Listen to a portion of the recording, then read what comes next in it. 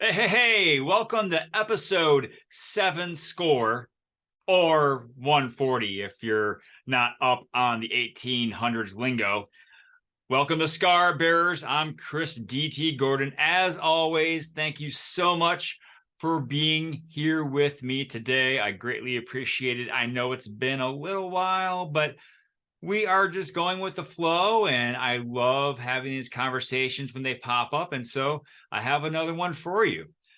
As a reminder, I not only host this wonderful program, but I also speak to groups, schools, students, teachers, other humans about the attitude of gratitude right there to help them increase their gratitude, positivity, and resilience.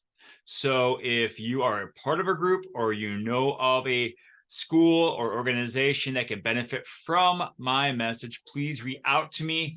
You can go to chrisdtgordon.com, or you can look for me at chris@chrisdtgordon.com.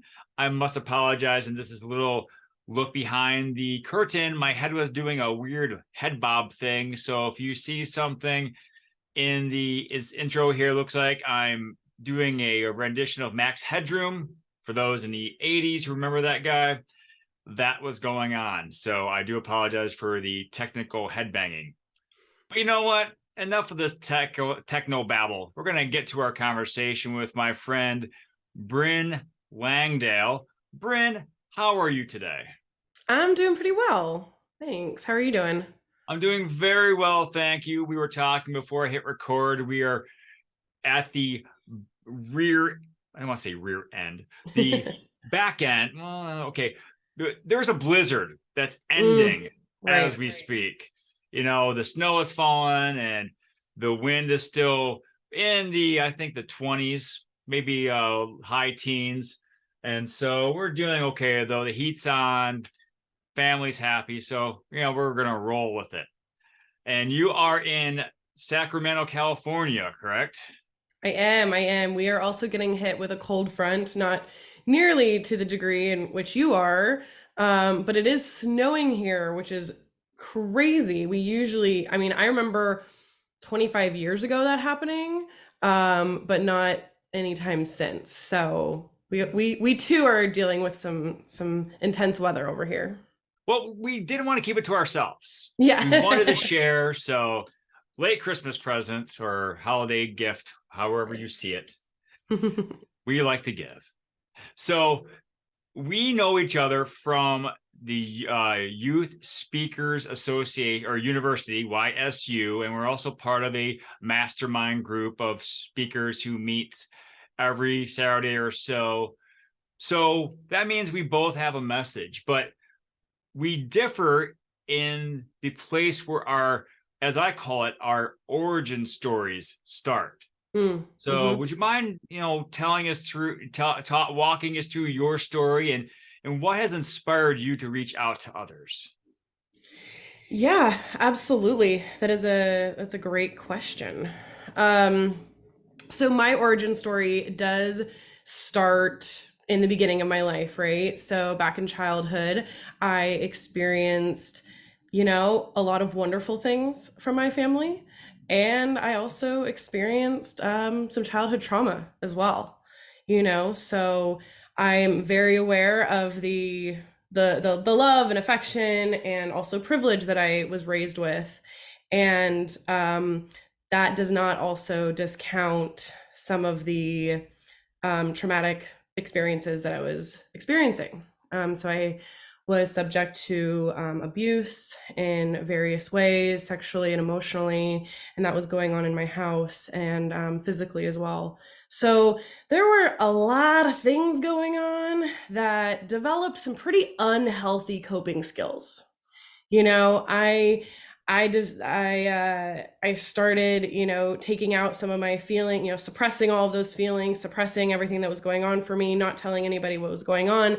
And then as a result, it would come out in self-destructive ways, right? So I dealt with various, anxiety, depression. Little did I know it was, PTSD that I was actually dealing with. And that resulted in a handful of, substance abuse and unhealthy relationships, self-harming, suicide ideation, eating disorders, you name it.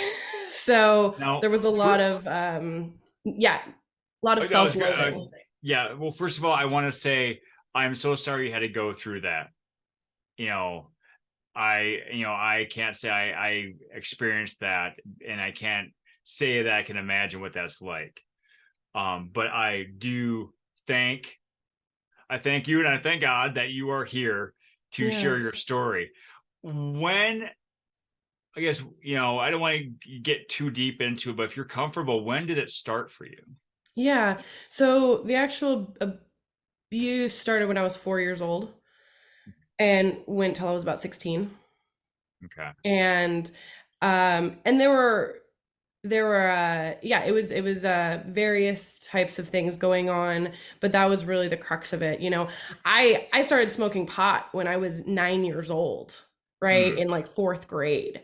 So there was a lot of things. As exposed to alcohol and drinking regularly by sixth grade. So there were a lot of things going on. Wow. And it resulting in a lot of unhappiness. Really was a lot of disconnection, a lot of numbing, a lot of escapism, and thinking that there was ultimately something really wrong with me. Mm. you know Uh, and mhm. I'm sorry, go ahead.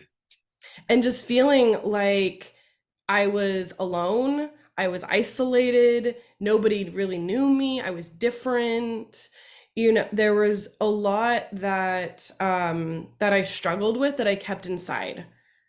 And then these external coping skills that I was doing would get me some attention, but they were also then just kind of written off as, oh, teenagers being teenagers, or why are you doing that, or getting mad at me for being depressed or self-harming, when really what I needed was a compassionate adult who had a plan and a protocol and knew how to deal with what I was dealing with.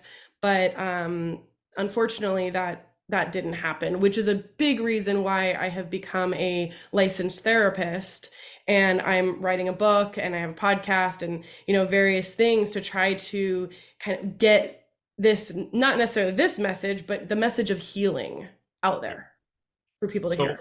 I do want to go back, and first of all, I guess I should say, first of all, thank you for, as they say in our business, turning your mess into your message. Yeah. But I want to go back a little bit. When you were experiencing with the alcohol and the other substance abuse, were though you said that those were written off, how, I guess, what's the word, term I'm looking for? Like, how prevalent were they to other people? Like, were people, or was everyone in the know that you were doing these things, or just a select few people that were aware? That's a good question. When I was younger, no, it was very much kept secret. And we were, everybody that I was engaging all of that with, we all thought that was just what we did, right? It was just, we were all, going out and drinking and smoking as much as we possibly could at the time. It wasn't until college. College was when I was getting blackout drunk on a regular basis. I was becoming belligerent and sometimes, in cases, even violent. And that was definitely brought to my attention. I actually had a boyfriend at the time who cared enough about me to say, if this doesn't stop, I am going to leave. And the reason I say care enough about me and himself is because I think it's super important to understand that, like, when somebody is hurting like that, they're not intentionally trying to do these things. They are really doing it because they're trying to escape a lot of pain that is going on inside them. And so I actually took that as a loving thing to do, is to say, I cannot participate in this any longer unless something changes. And that was a huge turning point for me because it was somebody that I loved and cared about. And I didn't want the relationship to end, but it was also a big wake up call for how I was impacting other people. Yeah. Because I What think I before then, I didn't realize that I was impacting other people because I kept so many things secret inside. I thought, oh, no one can see behind my mask that I'm wearing. Nobody can like see behind these walls that I've built. But really, that's not true. well, I must say that it's pretty remarkable that you were able to see his ultimatum as a kind gesture and not as an attack, Yeah. because I could see you reacting in a defensive way, saying, oh, you're just going to leave me like other people left, or you could see this as some mistreatment in that way. But no, that's really good that you were able to see that, oh, he cares enough to step up to me and say this instead of just leaving, or even worse. Right.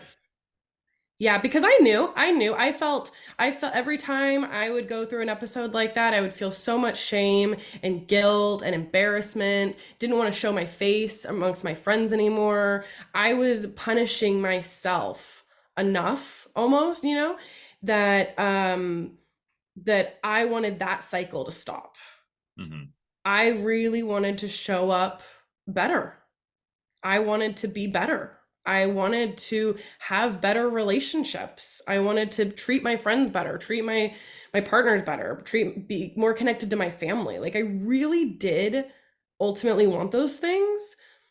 And I think it took me realizing that I was ultimately responsible for them. Was there a role model that you looked up to for that benchmark, or was it your own realization that made you say that, start taking those steps forward? Yeah. Um Well, in all of that, I was a collegiate athlete. I was a varsity athlete in high school. I had a job since I was 16 years old. I was doing these kind of quote unquote normal things and being somewhat successful in them. So part of me always had a strive to do better, whether that was be a better athlete or be better in school. There was always a part of me that really was striving to do that. Um, but everybody needs help sometimes.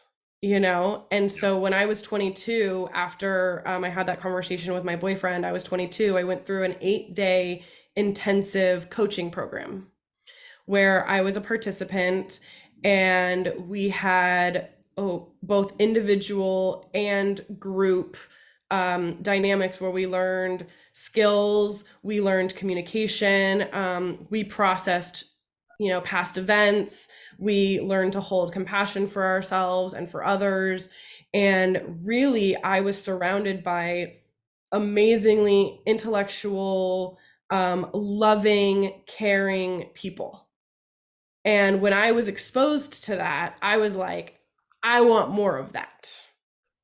Was that through the school or through another organization? It's through an organization actually here in Sacramento. They hold about 3 to 4 trainings a year, and it's an 8-day intensive that's broken up into 2 sessions, a 3-day and a 5-day. And it's actually something that I volunteered with them for years, and I'm now part of their leadership team as well. It's an entirely volunteer organization that gives their time to people who want to shift their lives. Well, that's fantastic. That Sacramento has that resource for people.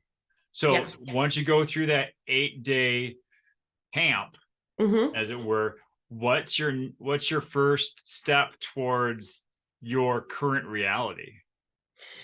Yeah, so I went through that, and that really opened my eyes to a lot of things. I kind of thought, like, oh, I'll go through this 8-day thing, and my whole life will be tied up into a little bow and perfect, like I thought it was just going to be like, cool, that's it. But I was 22 years old, right? Still Yeah. pretty naive here. And when I went through it, what I realized was this was just the beginning.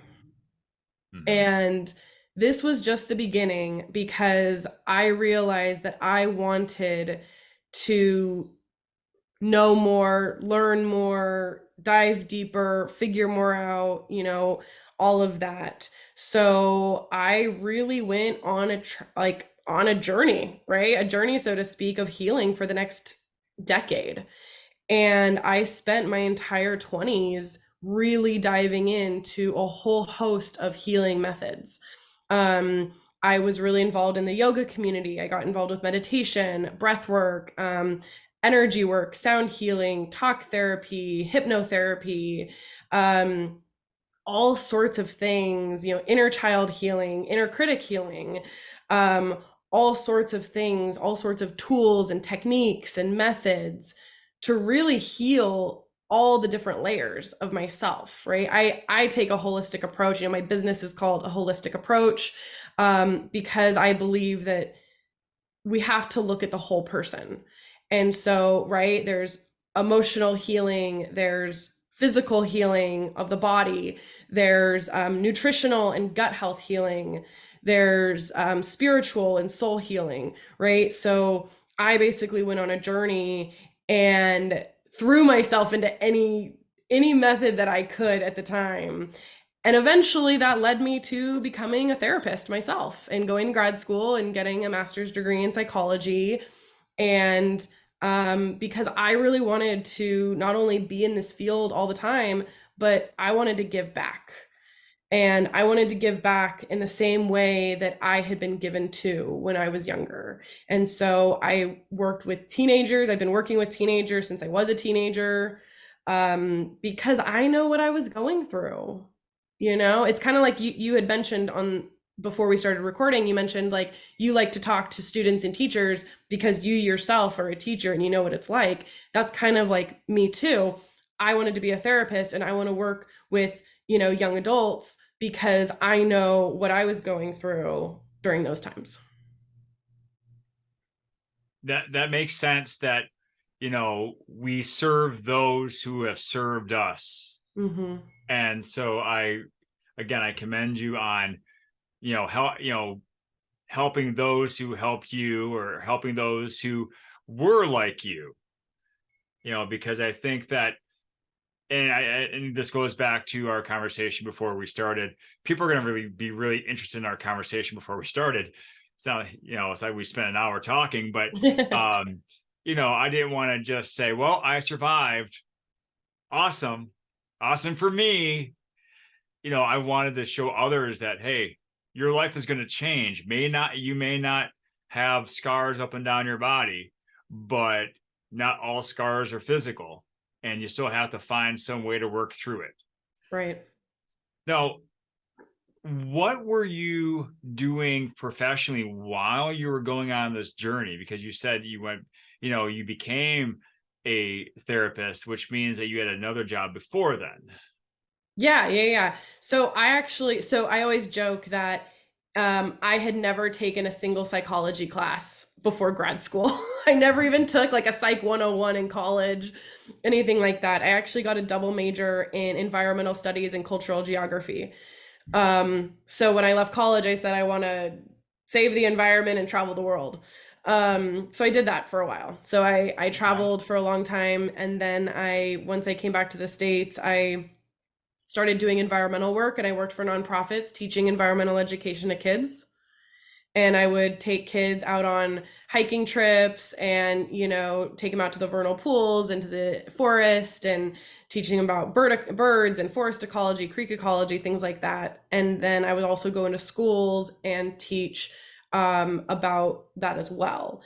And as I was developing my psychology kind of side of things, I tried my hand, doing some life coaching and just having some private clients that way. I also started running teen leadership conferences, and I would gather together a bunch of teenagers and we'd go away for a weekend on a retreat, and we would do service projects, and we would talk about, we would do little seminars on personal growth topics, even like job resume stuff, cooking, we'd have them cook the dinners for everybody.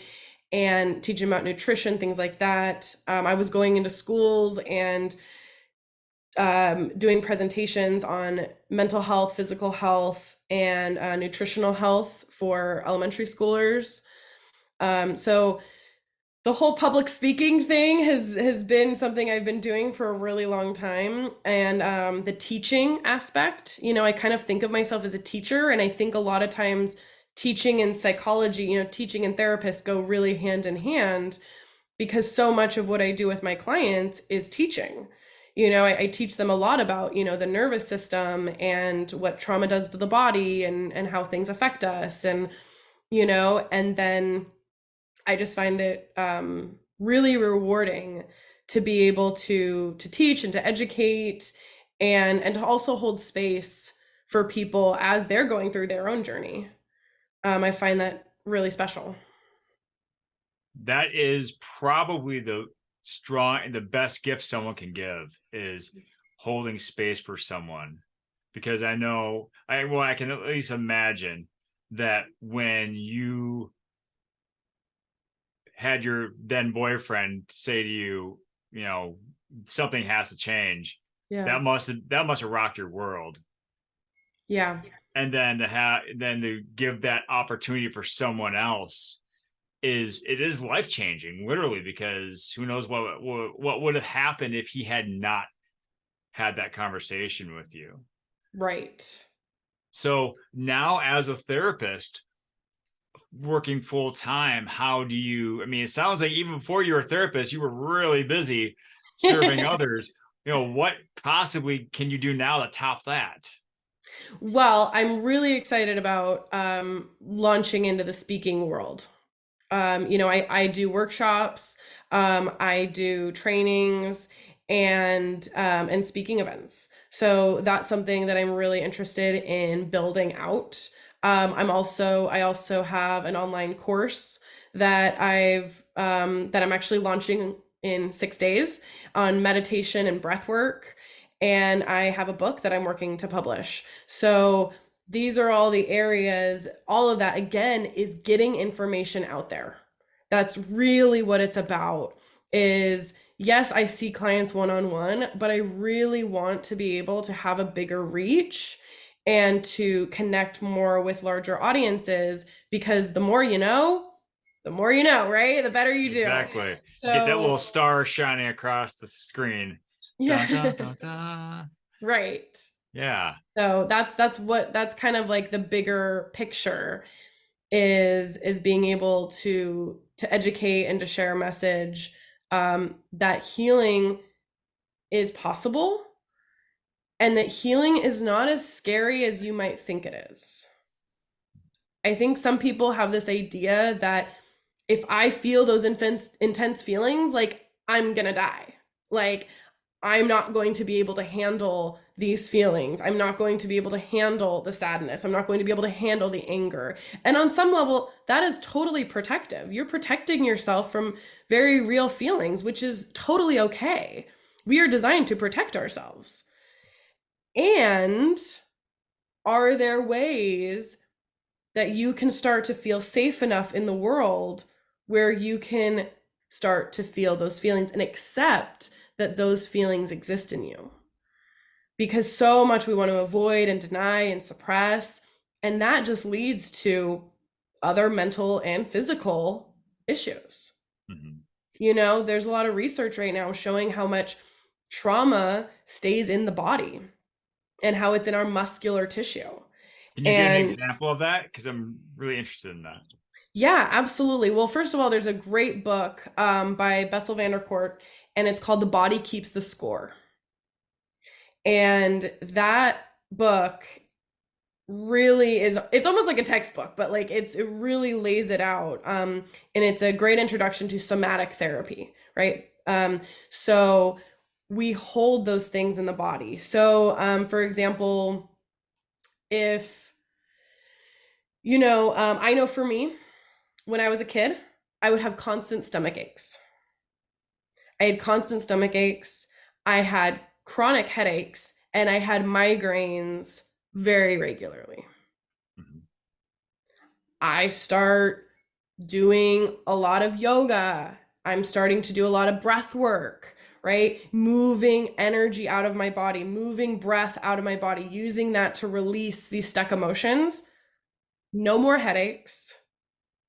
Way, way, way decrease in migraines where I only get a few a year, where I used to get them multiple times a month since in 5th grade. Mhm. And so to me, that's not because I don't take any medication. That's not like part of it at all. It's more of my body released it through me processing and going through all these different healing modalities that I have.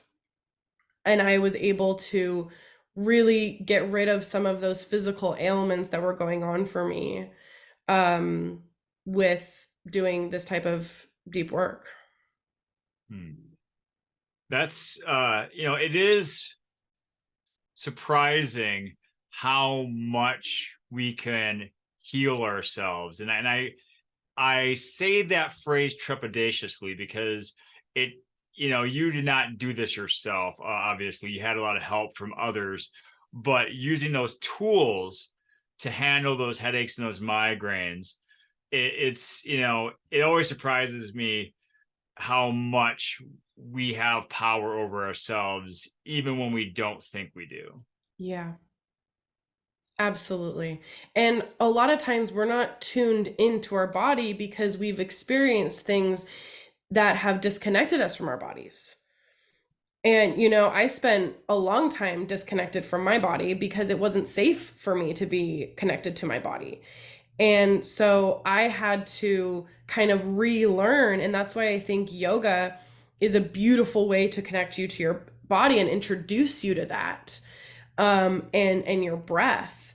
And I know people who just get uncomfortable just taking a deep breath. And to me, I'm like, wow, that is the most intimate thing you could do because Mhm. it's you, it's yourself. It's the thing that's keeping you alive, Is it right? because maybe they feel uncomfortable in their own skin? Yeah, kind of like uncomfortable in their own skin, or just weird sensation that they can, breathe into their lungs and, have that somatic experience is uncomfortable.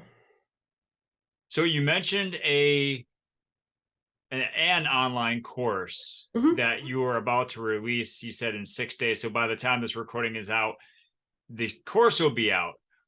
What's the name of the course, and can you give us a little preview as to what it contains? Yeah, absolutely. So it's called Basic Meditation and Breathwork, and it's an introduction to both mindfulness meditation and breathwork. For somebody who's not familiar with breathwork, it's basically like an ancient practice, kind of like yoga and meditation, and it's making like a modern day comeback, right? So it all you do is use your breath and maybe some arm movements, and it's a way to move energy out of your body. So like if I feel anxious, I can feel the energy in my body. Maybe my heart's beating a little bit faster. Maybe I feel some restlessness. That's energy, right? So they tell you, okay, go take a lap or take some deep breaths or something. You want to move that energy. So this breath work helps you move that energy in just a couple minutes. Mhm. This is a basic course. We're not doing a ton. But the idea is every day you build upon the previous day. So the first day, you'll learn one mindfulness meditation technique and you will learn one breathwork technique. The next day, you will practice those two and you will learn another one. Day 3, you'll practice those two and then you will learn another one. And so it kind of builds on it, where by the end of the course, you will have a 10-minute breathwork routine and a 10-minute mindfulness meditation routine. And the idea is that you're just practicing, you're learning, you're experimenting, and kind of just getting familiar with these new tools and seeing where you can apply these tools to the rest of your life. And these are tactics you can use anywhere, I can imagine, because there's no equipment needed, right? Absolutely. Like I say, like I usually say, like, what is the thing that you're already an expert at that's totally free that you can do anytime? Breathing, Mhm. right? You're already an expert at it. You've been doing it since the day you were born. It's free and you can do it anywhere. So that is a huge tool that we all have access to. And I have getting, I do this with clients, and I had somebody who she told me last week, like, oh, I quit smoking, and I think a big reason was because I started doing your breathwork meditations. And then other people say, like, I see a huge difference on days that I start with the meditations and days that when I don't, I see a massive difference in how my day goes and how I feel. And it's just something that can immediately reduce head spinning, anxiety, overthinking, and just gets you grounded. And it only takes a couple minutes. And that's what I'm really fascinated by it, is it's a short tool that can have some big results. And I think when we live in such a society that has so much noise in it and so many avenues for, I don't want to say capitalism because I don't want to make this political, but there's so many things you go buy, so many Right, quick fix it consumerism. tools, just buy this and all of your toenails will shine or whatever. There was always something for something. But having the tools within yourself and being able to use those tools properly, I think, is so fundamental, basically, because like you said, you've been doing it since you were born. You're just maybe not doing it to the capacity that you need. Right. So That's a big part of it too, is like our bodies need more oxygen that we're giving them. So oxygenating the cells actually keeps your cells healthy. And surface level breathing doesn't give them enough oxygen to actually help them stay healthy. And so when we do this type of breath work, you are giving your brain and all of the cells in your body the most oxygen it could need, which is super revitalizing and rejuvenating and energizing. So I don't want to give away everything, but if you could maybe quickly give maybe one beginner breathing technique. Is that possible? Yeah. Okay. So, okay. I always say breath work is weird. I always give that disclosure. Breath work is weird. You're going to feel weird. You're going to wonder what the heck you're doing. Hope that nobody's watching you. Like, breath work is weird. So I'll try to give like an example. And so you'll go ahead and just sit up. And on the inhale, you'll shrug your shoulders up to your ears. And on the exhale, you'll drop them down. Yeah, Now, so you're going to... are you inhaling through your nose or your mouth? Right, or so both? good question, getting there. So inhale through the nose, exhale out the mouth. And it's a powerful breath.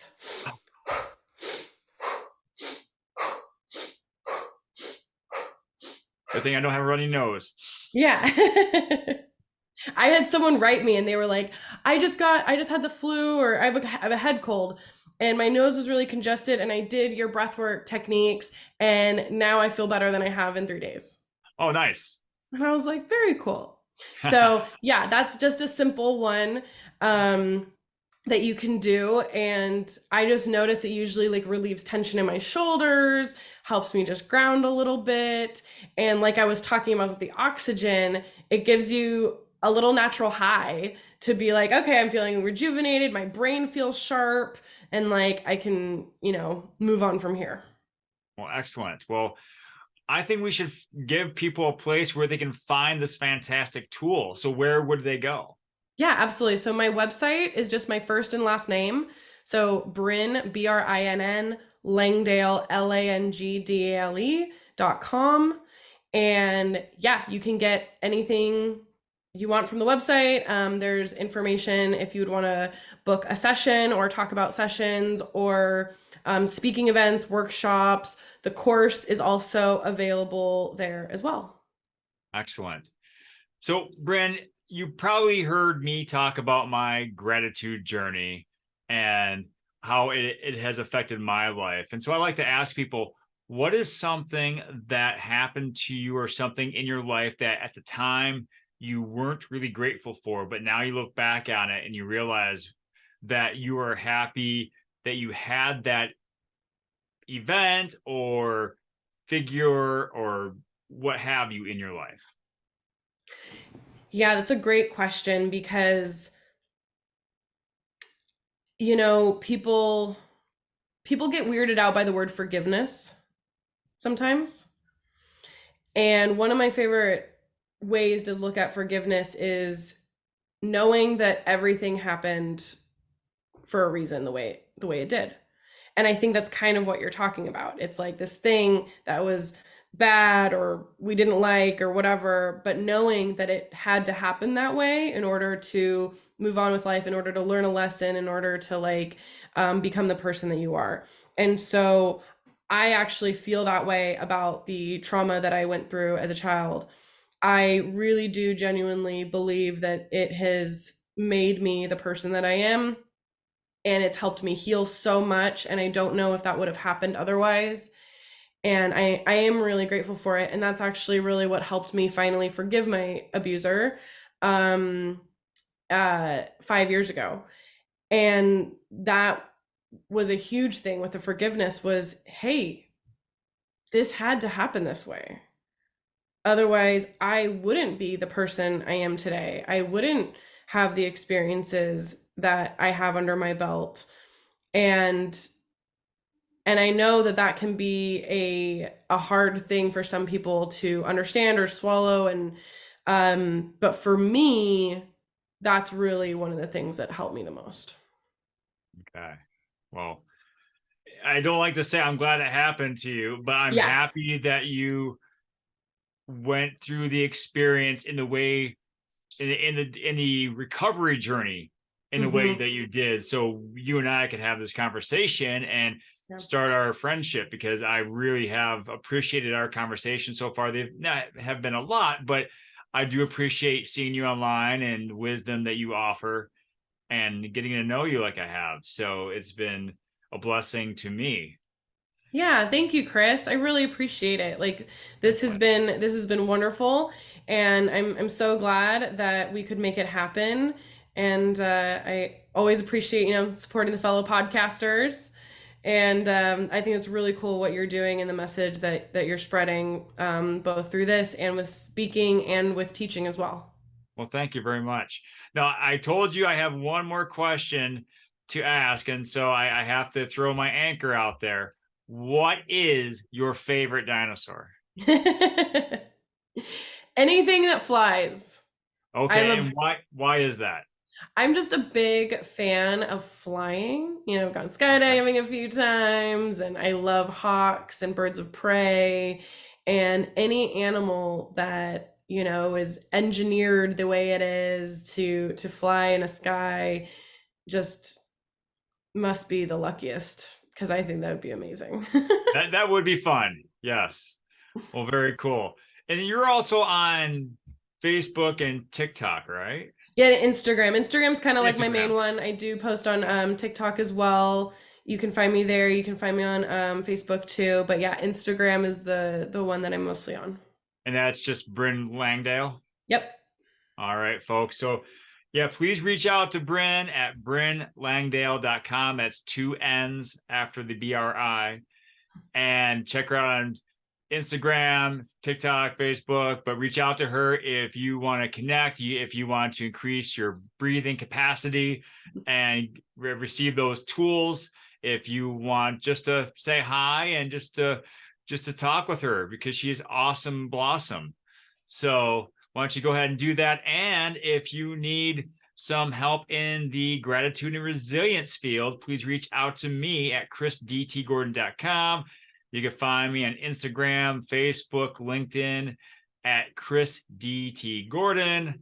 And you can also check out the Scar Bears podcast, where pods are cast, as they say on one of my favorite podcasts, the Super Carlin Brothers. So with that, I want to thank you so much for being here with me today. Please have a great day. And remember to pass imperfection and go for greatness.